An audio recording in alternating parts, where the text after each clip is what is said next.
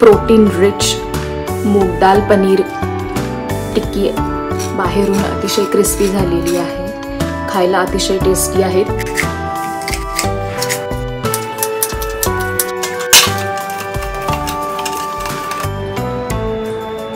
4 ते 5 तास हे मूग डाळ आपल्याला प्रथम भिजवून घ्यायची आहे आणि ते आता आपण वाटून घेणार आहोत मिक्सरमधून। मूग डाळीमध्ये आपल्याला बारीक करण्यासाठी त्यामध्ये अद्रक आणि 3 मिरच्या टाकायच्या आहेत आणि आपण हे आता बारीक वाटून घेणार आहोत। जाडसर वाटलं तरी चालेल, मी जरा थोडं जाडसरच ठेवलेलं आहे, अगदीच बारीक नाही केले, जाडच ठेवले थोडंसं। आता यामध्ये आपल्याला चॉप्ड व्हेजिटेबल्स टाकायचे आहेत। व्हेजिटेबल्स मध्ये मी गाजर आणि कॅप्सिकम कापून घेतलेलं आहे, शिमला मिर्च। मला भाज्या जरा जास्त आवडतात म्हणून मी जास्त कापलेले आहेत, तुम्हाला जसं आवडेल त्या पद्धतीने कापू शकता क्वांटिटी। आता आपण यामध्ये पनीर टाकणार आहोत, प्रोटीन रिच।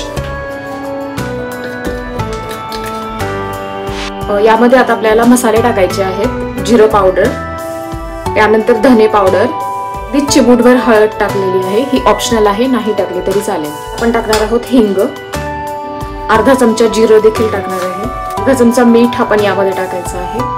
नंतर कोथिंबीर टाकून आपल्याला याला व्यवस्थित मिक्स करून घ्यायचं आहे।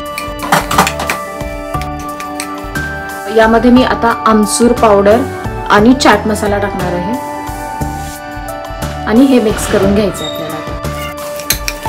व्यवस्थित मिश्रण मिक्स झालेलं आहे। आता याच्या आपल्याला टिक्की बनवून आपण तव्यावर टाकून त्यांना भाजून घेणार आहोत। खूप जास्त तेल लावायचं नाहीये आपल्याला, फक्त खालून भाजून घेण्यापुरतं तेल लावायचं आहे। शेवळ्या आपल्याला गोल थापून घ्यायच्या आहेत, थोडं पतल्याच करायच्या आहे, पातळच करायच्या आहेत, म्हणजे ते व्यवस्थित भाजल्या जातील।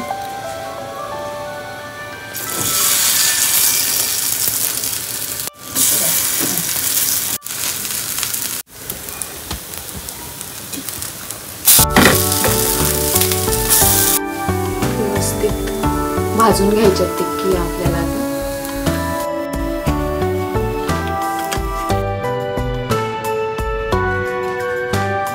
यम्मी डिलिशियस प्रोटीन रिच मूग दाल पनीर टिक्की आपली रेडी आहे।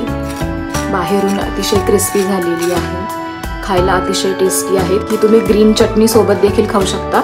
मी चिंचेचा कोळ घेतलेला आहे त्याच्याबरोबर थोडासा, पण तुम्ही ग्रीन चटणी घेऊ शकता याबरोबर, किंवा केचप बरोबरही खाऊ शकता।